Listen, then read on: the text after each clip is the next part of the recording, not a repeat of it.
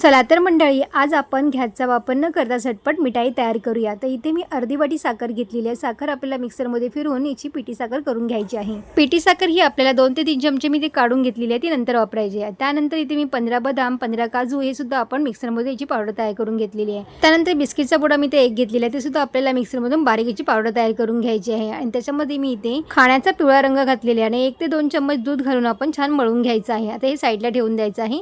आणि दुसऱ्या भांड्यामध्ये इथे मी अर्धी वाटी सुकं खोबरं दूध पावडर घेतली, इथे मी अर्धी वाटी। त्यानंतर इथे मी 2 ते 3 चमचे पिठी साखर घातलेली आहे। त्यानंतर आपल्याला याच्यामध्ये व्हॅनिला एसेन्स घालायचा आहे अर्धा चमचा आणि दूध थोडंसं 2-3 चमचे घालून छान मळून घ्यायचं आहे। त्रिकोणीचा आकार करून घ्यायचा आहे। दुसरं सुद्धा आपल्याला अशा पद्धतीने हे गोल चपातीसारखं लाटून घ्यायचं आहे आणि त्याच्यावरती ठेवून अशा पद्धतीने हे रोल करायचं आहे। पिस्त्याचे इथे मी छोटे छोटे काप करून लावलेले आहेत आणि फ्रीजमध्ये आपल्याला 1 तासासाठी सेट करून ठेवायचं आहे। नंतर आपल्याला सुरीच्या साहाय्याने हे कापून घ्यायचं। तुम्ही बघू शकता तयार झालेली मिठाई नक्की ट्राय करून बघा।